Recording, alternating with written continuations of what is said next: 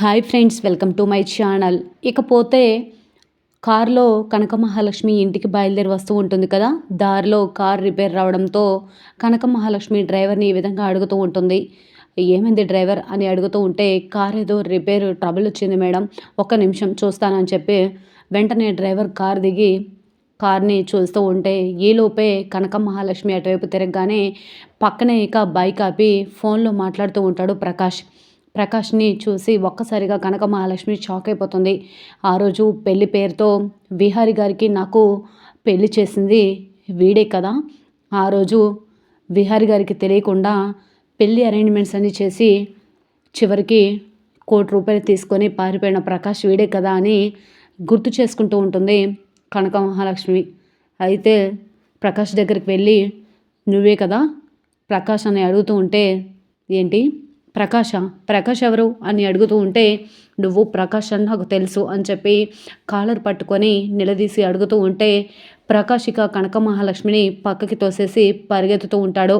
ఈలోపు కారులో వస్తున్న విహారి కంట ప్రకాష్ పడడంతో ఒక్కసారిగా షాక్ అయిపోతాడు. మరి విహారి ప్రకాష్ని నిలదీసి, ఆ రోజు ₹1,00,00,000 తీసుకొని నన్ను కనక మహాలక్ష్మిని మోసం చేసి వెళ్ళిపోయావు, మా ఇద్దరికి ముడిపడి ఎలా చేశావు, ఇంత ద్రోహం చేసిన నేను ఊరికే వదలనని చెప్పేసి విహారి మరి ఏ విధంగా రియాక్ట్ అవ్వబోతున్నాడు, నిజంగా ఏం జరుగుతుంది తెలుసుకోవాలి అంటే పూర్తి వీడియోలోకి అయితే వెళ్ళిపోదాం. పూర్తి వీడియోని చూసే ముందు మొదటిసారిగా నా ఛానల్ని చూస్తున్నట్లయితే ఇప్పుడే సబ్స్క్రైబ్ చేసి పక్కనే ఉన్న గంట సింబల్ని కూడా యాక్టివేట్ చేసుకోండి. అలా చేయడం వల్ల నేను పెట్టే ప్రతి ఒక్క వీడియో అప్డేట్ అనేది మీ వరకు ఈజీగా వచ్చేస్తుంది. ఇక లేట్ చేయకుండా పూర్తి వీడియోలోకి అయితే వెళ్ళిపోదాం. ఇక సహస్ర పద్మాక్షి ఇద్దరు కూడా మాట్లాడుకుంటూ ఉంటారు. ఈ లక్ష్మి ఇంత ఉదయాన్నే మార్కెట్కి వెళ్ళాల్సిన అవసరం ఏముంది మమ్మీ, ఎప్పుడు కూడా ఇంత ఎర్లీగా మార్కెట్కి వెళ్ళదు కదా అని అనుకుంటూ ఉంటే, పని బట్ట లేకుండా మూలను కూర్చున్న కానుంచి ఏమీ పాలిపోవట్లేదేమో, అందుకే ఇంత ఉదయాన్నే మార్కెట్కి పరిగెత్తింది సహస్ర అని చెప్పి పద్మాక్షి అంటూ ఉంటుంది. వెంటనే వసుధ ఇలా అంటూ ఉంటుంది, అదేం లేదులే, ఫ్రెష్గా వెజిటబుల్స్ ఉంటాయని చెప్పి తను మార్కెట్కి వెళ్ళింది.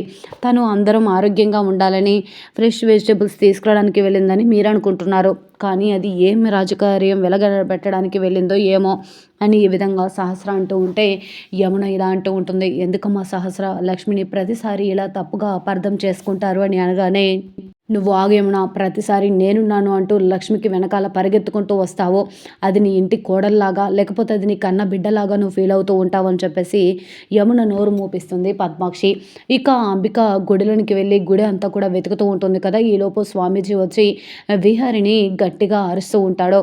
అయినా ఈ తాళి తీయడానికి నీకేం అర్హత ఉందని తన మెడలో ఉన్న మాంగళ్యాన్ని తీయడానికి సిద్ధపడ్డావు, ఇది దైవ సంకల్పం, ఒక్కసారి మెడలో తాళి పడిన తర్వాత దాన్ని తీసే అర్హత లేదు అని అంటూ ఉంటే, స్వామీజీ నేను చెప్పేది వినండి, ఒక అమ్మాయి జీవితాన్ని నాశనం చేయడానికి నేను తన మెడలో ఉన్న తాళిని తీస్తే అది తప్పు అవుతుంది, కానీ తన జీవితం ముందుకు వెళ్ళాలి అంటే తన మెడలో ఉన్న తాళిని తీస్తేనే తన ముందుకు వెళ్తుందని చెప్పి నేను సంకల్పంగా భావించాను, కాబట్టి తన మెడలో ఉన్న తాళిని తీయడానికి సిద్ధపడ్డాను అనగానే, అయినా ఆ మాంగళ్యాన్ని తీసిన వెంటనే నీకు ప్రాణగండం ముంచుకు వస్తుంది అని అంటూ స్వామీజీ చెప్పి అక్కడి నుంచి వెళ్ళిపోతారు.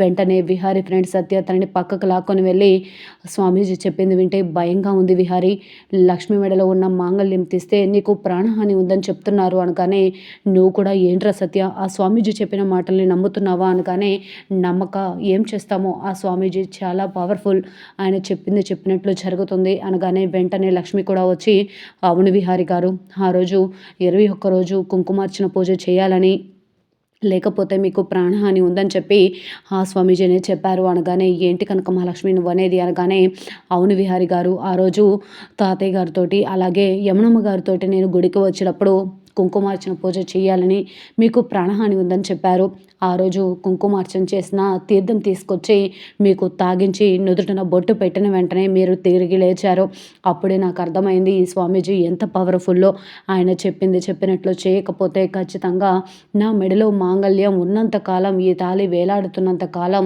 మీకు ఎటువంటి ఇబ్బంది రాదని నేను భావిస్తున్నాను, విహారీ గారు దయచేసి నా మెడలో ఉన్న తాళిని తీయాలని ఇంకొకసారి ప్రయత్నించొద్దు, నా జీవితం ఎలా జరగాలి అని ఉంటే అలా జరుగుతుంది, మీరు వెళ్ళే దారికి ఎప్పుడు కూడా నేను అడ్డు రావాలని అనుకోను, మీరు సహస్రమ్మ పెళ్లి చేసుకొని సంతోషంగా ఉండాలని కోరుకుంటాను తప్ప ఏ రోజు కూడా మీ ఇద్దరి మధ్యలో నేను దూరాలని అనుకోను విహారి గారు. నన్ను తప్పుగా అపార్థం చేసుకోకండి అని చెప్పి లక్ష్మి అంటూ ఉంటుంది.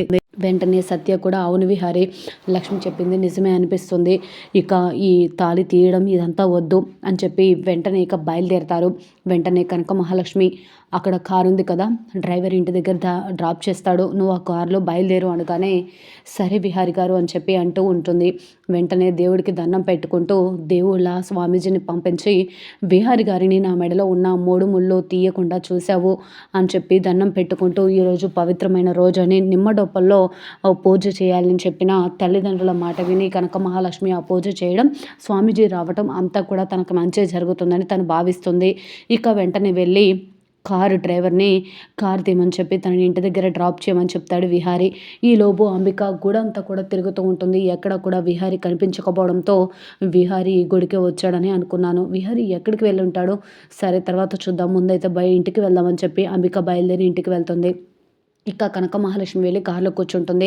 కూర్చున్న తర్వాత విహారి కూడా సత్యతో చెప్తాడు, సరే సత్య ఇక నేను కూడా బయలుదేరుతాను అనగానే సరేరా జాగ్రత్త, ఇవన్నీ ఏమీ మనసులో పెట్టుకోక అని చెప్పి అనగానే సరే అని చెప్పేసి విహారి కూడా తన కారులో బయలుదేరతాడు. ఇక కనక మహాలక్ష్మి గుడిలో జరిగిందంతా కూడా గుర్తు చేసుకుంటూ ఉంటుంది. సమయానికి స్వామీజీ వచ్చి దేవుళ్ళ ఈరోజు విహారి గారి చేత నా మెడలో ఉన్న 3 ముళ్ళు తీయకుండా ఆపగలిగారని చెప్పేసి దేవుడికి దండం పెట్టుకుంటూ ఉంటుంది. కార్ డ్రైవర్ కార్ పోనిస్తూ ఉంటే అనుకోకుండా కార్ ట్రబుల్ ఇస్తుంది. కార్ ఆగిపోవడంతో కనక మహాలక్ష్మి షాక్ అయిపోతుంది. ఏమైంది అని అంటూ ఉంటే ఏమో మేడం ఏదో ట్రబుల్ ఇచ్చినట్టుంది, ఒక్క నిమిషం మీరు కార్లోనే ఉండండి నేను చూస్తాను అని చెప్పేసి అనగానే వెంటనే కార్ దిగి డ్రైవర్ కార్ అంతా కూడా చెక్ చేస్తూ ఉంటాడు. ఇంజిన్ చెక్ చేస్తూ ఉంటే అప్పుడే ప్రకాష్ అటువైపుగా బైక్ ఆపి ఫోన్లో మాట్లాడుతూ ఉంటాడు. లక్ష్మి అనుకోకుండా అటువైపు చూడడం, ఇక ప్రకాష్ తన కంట పడడం జరుగుతుంది. ఒక్కసారిగా షాక్ అయిపోతుంది కనక మహాలక్ష్మి.